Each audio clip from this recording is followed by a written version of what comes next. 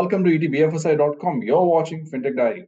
The world of FinTech is evolving rapidly, and we at FinTech Diary try to map these changes for you. My name is Amol Dethe, and my guest for this chapter is Vinay Bagri, the co-founder of Niyo. Vinay, glad to have you. Thank you, Amol. Thank you for having me over again. Thank you. Talking to you after a long time, Vinay, and a lot has changed specifically into the FinTech space. Number of Yes. FinTechs have become unicorns. Number of FinTechs have become unicorns. Few of the FinTechs have also got out of the way. Uh, what's keeping you on high? I think that you have been launching lots of products, forex products specifically for students otherwise, and I think you have also kind of found your solace specifically into the cards. So how's it going for you, Vinay? How has been these years for you, and do you feel now you're settled as the Neo settled? Yeah, surely. So, it's been a long journey for us, almost 6, 7 years now, through various products. And finally, the product we launched in 2018, 2019 which was around the travel space and making travel really simple for anybody traveling abroad. So that we had COVID coming in and those kind of challenges which were there. But finally, we realized that is one product which is close to our heart. That is one product which clearly adds value to the customer, and we've innovated a lot in this segment. And hence, more or less, we've decided to focus on travel solutions, which which start with fintech, and then of course the user can take other products as they deem fit, which are available on our platform. But the core remains that any cross-border solution which can involve a card. So you can take a debit card or a credit card, which work as a forex card with us, or you want to do a remittance abroad for paying your tuitions or for any other purpose, or you want to carry some cash, forex cash with you abroad. So we have solutions for anything to do with money moving out of India for an individual. So we don't deal in corporates as of now, but for individuals, we've got a comprehensive solution. Right. Sure. And then what we've done after that, more is we've added another layer to it, which is that if once you're kind of comfortable with the cross-border finance solutions, then you can go with the regular products. So we got flights, we got hotels, we got visa, and these kind of services also available. Okay. No, sure. Obviously, those segments are there for sure. But how big the whole problem specifically on the forex side is, we understand, no doubt about it. But is the card, what you can say, that you have launched, and there are again a couple of more fintechs also into this space. So what I would like you to tell us more is, how's actually, the digital or the proliferation of technology and the services like you, or the technologies like you that you offer by partnering with banks, solving this cross-border problem. Because, going to abroad and, having using your card itself is a big challenge, because cross-border transactions is the biggest challenge of the world today. So what we did, Amol, was that when few years ago, when people used to travel cross-border, the challenge used to be that you would carry a forex card which would hold the currency, which would hold a foreign currency. It will not be in Indian currency. So before traveling, you will have to convert to a foreign currency. And if you exhaust it, you would again go through a slightly lengthy process to again load the currency. And finally, let's say if you come back and there is some currency left, you have to again convert it to INR. So one, it was very costly, but more importantly, it was very cumbersome for a user to go through the whole process. But what we realized is that over many years, few things have changed. So one is Indian currency as such is fairly stable, among probably the most stable currencies in the world. So you're not really worried about it fluctuating overnight or fluctuating in 10, 15 days, or even for a few months.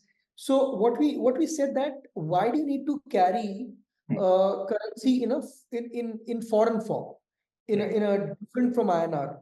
The easiest is you carry the currency, Indian currency, and when you spend anywhere abroad, we will do a real-time conversion as very, very close to LIBOR rate, which effectively meant that your your typical debit card or credit card overnight became a forex card from a use perspective, because Okay. you were keeping INR in it.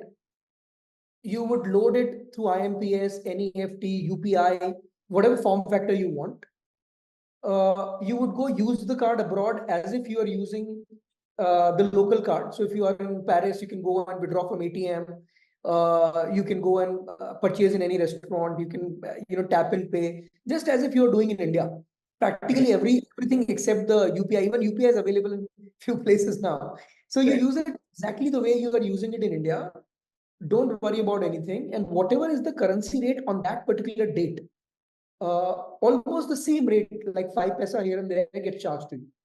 So the most transparent product, the most easy to use product in probably the whole world as far as cross border, uh, was introduced by us and continues to be the flagship product for us. Right. But you know how, again, your logic of specifically almost the stable rate of Indian currency, okay, is a very valid point, but which is not the case with many other countries where the currency keeps on fluctuating. Dollar itself is a great denominator. Uh, how do you put your forex strategy into place and ensure that the customers get the best rate? So from customer's perspective, Amol, the customer has got a choice. So let us say if the customer is going for long term, let's say the customer is gone for 6 months, Right. customer is gone for 9 months, and Mm. is gone to a country, let's say like US, where typically the currency would appreciate against India, even if small, there'll be slight appreciation. You do want to take a chance. Mm. In that case, you can remit the money abroad Okay. and use it. But let's say if you're traveling for 15 days, 20 days, a month maybe, to Europe, to Dubai, to Southeast Asian countries, you don't expect so much of turbulence in the Right. currency. So it's much easier for the person to keep the money in INR and just use as if you are in India. So you don't lose out on conversions, to and fro, and then it is just, life is very simple. So Mm. our advice to the customer is that unless you are traveling really long term, there is really no need to worry about currency going up and down. Okay. Uh, India is a fairly stable, and we believe in the story. And Mm. we are no one to believe in the story. The data is available for all of us that you got 650 billion dollars of reserves. So the currency is not going to change overnight. So I think Mm. people quite No, sure. assured. So one, the question is also important now is, the fintechs have lots of partnerships with the banks and the BFSI companies, right? I understand that even the debit card and the credit card that you're offering has a strong partnership with the banks. Obviously, you're not a typical RE, regulated entity of RBI, so you will have these partnerships. So, what kind of partnerships that you have specifically with your bank, or what kind of collaborations agreement that you have done? How does your bank supports? What are those conditions, and how do you go ahead with this? So it's an agreement where we bring in the technology piece Hmm. to the table. Hmm. And the product remains bank. So from a regulatory perspective, the customer is a bank's customer. Hmm. All the grievances are handled by the bank. Hmm. Transactions are stored in bank system. Hmm. Uh, just that we provide a technology layer on which the customer can see the transactions and interact in a, I would say, more pleasant manner. Right. And then the layers on top of it, which is your, let's say, the real-time currency converters, how to locate your ATM, how to find a free ATM Hmm. when you're traveling abroad, what to do with your, VAT abroad. So these are some of the, value adds we bring to the table. Right. So hence, it as a package, it Hmm. becomes a win-win for the customer. But from a regulatory perspective, the customer belongs to the bank, definitely. No, certainly. So, but obviously, it's a interesting solution, Vinay. And as uh, most of the Indians will travel abroad, perhaps they will look at forex cards for sure, or the kinds of solutions that you're offering. Uh, but tell me one thing: how do you aim to scale it up? I mean, will you partner with more banks going ahead, or you will offer your own cards and then you will have a ready-made, what you can say, solutions for the customers? How do you want to scale it up? How will you scale it up? So we already have multiple banking partnerships, very long-standing partners with banks who have been with us for like 4 or 5 years. So we Hmm. don't. really want to have more partnerships. Our goal is to continue to improve the user experience abroad. Like, how do we make the tap and pay work better? How do we make the user transaction safe? What are the prevention tools we can introduce? So the focus is completely on how do you make the product superior to anything else the user will experience in the ecosystem, and the scale comes on its own. So we board around anywhere between 1,000 to 1,500 users per day. And our target segment is only those users who got passport. So if you do not have a passport, you will not get Neo. So so that itself means that only 7-8% of the country can get it, because in our country of 1.4 billion, hardly 100 million have passport. So it's a very small kind of compared to the size of the country, the segment we go after. But then we ensure that once you've got the product, you don't have to look anywhere else. It's the best product which you can get in the market. So the focus is, to answer your question, we are not really worried about scaling. Majority of our business happens through word of mouth. Almost 60% of the sales is through somebody who's happy with us. And our focus remains just on continuously building our own products. Okay. But is your focus going to be specifically on forex, or I understand that you also have other products in the pipeline, right? Yeah, so the core remains cross-border. So our two core segments are, there are students, where we are already a very large player, and we have planned to dominate the space, and we have certain thoughts around how to go about it. And the second is a traveler, where we already are a fairly big brand. In terms of products offered to both of them, cross-border payment, which is either through remittance or through your cards, that is already there and well established. What we are now bringing to the table is an end-to-end solution. For example, if a student wants a student visa, then we will provide them the best student visa experience in the country. If a traveler wants a travel insurance or a visa through us, we are going to give him a great solution around that. So we want to kind of ensure, especially for example, a student flying abroad, we are going to ensure that we work with airlines to give them a special rate on certain flights. So the idea is that we use insurance, visa, and flights as tools to enhance the travel experience of the customers. But the core value remains on cross-border. That's why the customer comes to us in the first place. And after they've come to us, how do we add value to their journey? For students, for example, we also have student accommodation. So when they go to US and they want accommodation, even that is taken care of. So it's a comprehensive solution for a customer, end-to-end, whatever he or she may think about traveling. Especially in the student segment, we have built very deep products, right from loans to student accommodation to anything, admit cards and things like that. Okay, sure. After being into the market for almost 5-6 years, Vinay, how do you see the whole idea of neo-banking picking up? Because regulators initially were not very happy with the whole word called neo-banking. A lot of fintechs stopped using that word. And but obviously fintechs are quite bullish. Regulatory is also supportive of that fact. But when we look at the neo-banks, when you look at challenger banks from the Europe, how do you see that branding itself and the model itself shaping up in India? So neobanks in India, it's been a difficult journey overall. And the reason is that in most of the places across the world, there have been digital banking licenses which have come.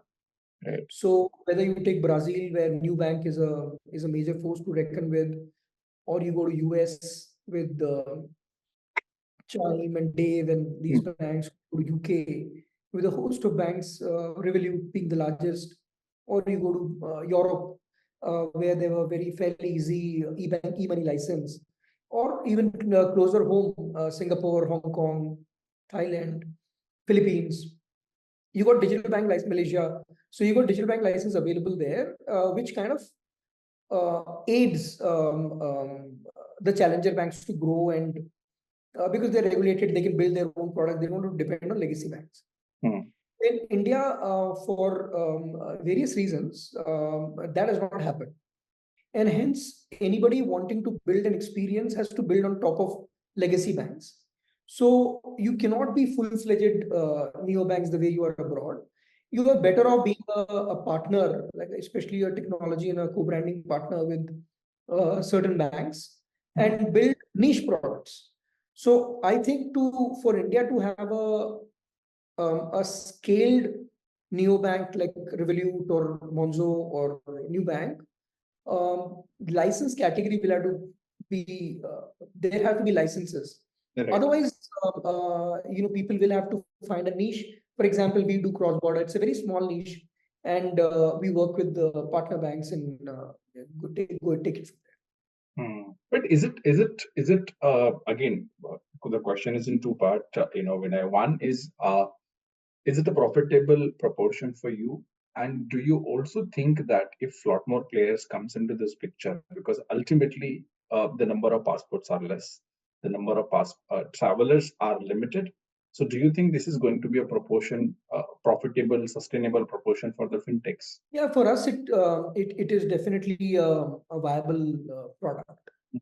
So there's no doubt about it because we charge a lot of cross border. Cross border is practically free, but because the customers who come in are top of the chain, and hence have rather deep wallets. So you have an opportunity to cross sell various other products. And hence the whole product proposition becomes viable. From a competition perspective, you will have to have a very superior product, continuously innovating on it. Otherwise, like any other business, if you are not innovative and if you are just sitting tight on whatever you've built, competition will eventually catch up. Okay. So we are not so worried about competition because we will, irrespective of whether somebody comes or not, we will have to improve the product to survive. And second, the market itself is growing rapidly. So its passport holders is 100 million today, but then 10 million passports are getting issued every year. So it is not a stagnant market. Indians are traveling like never before. True. How do you see the current fintech space, not only from your product perspective, but overall fintech? Because I think a lot many players have come into the picture, and a lot many players have matured also. Few of them got listed also. So the situation, is very different right now because regulators are very active, investors are also going very slow. So how do you actually view the fintech situation currently in 2024? From a regulator perspective, the regulators have been very, I would say, very pragmatic in trying to ensure that nothing really explodes. So you do not have a major scenario of kind of lending going off the chart and people losing, banks losing a lot of money, lending, etc. Regulators have been very pragmatic. They've been conservative to an extent, and rightly so, because we are a very large country, and if you suddenly lose everything, things can go downhill very fast. So from that perspective, if you look at what is the state of the market today, lending is in healthy shape. So the players who are solid players in lending, who create a differentiator, have their own models which have worked over time, are doing very well. And for them, funding is also not a challenge. And there are various examples you would know who got funded recently on lending. So I think that is one area which is going fairly strong. The other area which is around the payment space, and you have payment gateways, many of them doing extremely well because anything built on overall payments, whether it is built on UPI rails, whether it is built on RuPay rails, whether it is built as an independent payment gateway through licenses issued by payment aggregator license and all the licenses issued by all those guys are doing very well. So there is nobody who is who's established player in the sense that spent 5-6 years in the market, have weathered all the conditions and requirements and adhere to what the regulators wanted and not doing well. Actually, I can't think of too many examples there. So these are the two fintechs where I think there has been clarity in terms of what you can do, what you cannot do, and as long as you are stable and you've not done anything which is not right, you are surviving. There is no problem. The challenge has been around the cards player, typically, especially credit cards, Right. because the regulation and what you can do, cannot do is not as clear as it could have been, and hence there has been a lot of start, stop to that model. So I would say any card related model, especially credit card related model, has had its own share of challenges in the last couple of years. But other than that, lending models, payment aggregator models, if you were to take stocks also in this, wealth management, everything is insurance. So BFSI as such is doing quite well. Right. So I copy you, Vinay, on that front. But the major challenge that we are seeing right now is, when we look at number of fintechs, obviously there are so many fintechs now in payment, lending, insurtech, wealth tech, the names that you said. Couple of them are also operating in basically SaaS space and all. But when it comes to profitability, when it comes to sustainability, that is a major challenge. And this question is important now because a couple of them have actually failed, or maybe are what you can say, left the business and everything. And 5 to 6 years is a decent time to be into the operations, right? So what is your observation? What is going wrong with the current fintech space? If we look at the failures, obviously success is very good, success is quite high also. But when you look at about the failures, or what could go wrong according to you? So, if you look at failure, majority of it, at least in the fintech space, the big failures, you would say, uh, majority have been related to the quality of underwriting. It is not really to do with the model itself. Like few you would allude to are largely related to growing very fast and underwriting fast, because that's see, if you are burning money, you can control the burn by reducing spends and improving your business model. But if you lose money to somebody you've lent to and is never going to return you the money, then the fall is very rapid. Nobody can catch the fall. It's like a falling knife. Nobody would want to touch it. But otherwise, if you look at anybody who's typically the success rate of any business, whether it is startup or somebody gets into a new field, there's a limited success. Like out of 100 people entering, maybe 20, 30 will survive, 60, 70 won't. So, which is a natural cycle. But the large failures where you, like as you mentioned, Amol, that gone over for 6, 7 years, 8 years, raised a significant amount of capital, and then failed spectacularly, in a spectacular manner. Those kind of cases are where your underwriting or some operation process has really taken a toll. Otherwise, very few companies would survive that long and then not at least have a exit, which is sale of the brand or something like that. Sure, Vinay. What next for you, Vinay, now? I think you're well established, you know your market really well, and I think you have made kind of a very unusual entry in an unusual market. I think perhaps you tapped it really well very early. And we are also seeing a growth in this particular domain because as India grows, people will travel abroad and perhaps a good opportunity for you. So where do you see yourself? You want to get listed? You want to raise more funds? How do you want to see yourself in terms of expansion going ahead, Vinay? Yeah, listing is definitely an ambition because it kind of gives an opportunity for us to generate real value for everybody involved in the process. Right now, we are very well capitalized, so no intentions to raise as of today. And in terms of the markets, I think we are very bullish about the student market. It has almost gone 2x from where it was 5 years ago. And we've got a comprehensive suite of products which I don't think anybody else will be able to match. And we are still building In a year's time, it will be so far ahead of anybody else trying to kind of compete in that space. And generally, overall, we are very bullish about whatever we have rolled out. Our visa product is doing really well. We are doing, in excess of 100, 200 visas every single day. And that is with zero marketing. We have not spent even 1 rupee there. Right. Even for flights, we are doing almost like similar 100 flights a day without a single penny spent on marketing. Right. So we're very bullish about the sector, travel sector and student in particular. And focus is if we continue to build great products, then naturally scale will come and hopefully, we'll be in a position to list a profitable company. Yeah, I'm sure. But you don't want to keep any deadline for you? Sorry? You don't want to keep any deadline for you or year's timeline? Deadline is a little early. Maybe once the season is over, by December, we will have a date in mind. I'm sure. One more question on a softer note, Vinay. You must have traveled and perhaps used your own card. How was the feeling? How did you feel?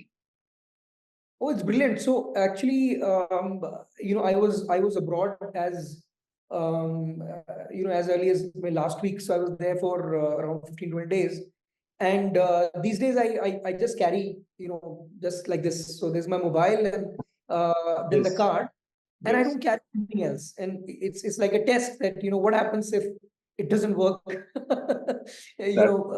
But fortunately, at least in the last 20, 21 days that I traveled to America and to Europe at 100% rate. Maybe it won't work on one shop, but then you can always withdraw money from ATM and things like that. But 95% success rate. So felt really good. And of course, got a lot of ideas on what we can do better. So it's always a learning process. The product itself was rolled out when I was traveling once, and I realized that this makes much more sense than carrying a forex card. So we love to learn as we travel. Did you save some money? Were you happy with the rates that your company offered you? Yeah, I've saved a lot of money, and more importantly, this time we got some reward coins, which I then used to buy some flights. So it was a full circle. Now, asking a finance guy how to make it work. Sure, noted your points. Vinay, on that note, thank you so much for sharing your inputs, your perspective, and your partially journey about Niyo. And thank you so much for being part of FinTech Diary. Thank you. Yeah, thank you so much for your time, and thank you for the team. Thanks. And thank you so much for watching etbfsi.com. Stay tuned, stay connected.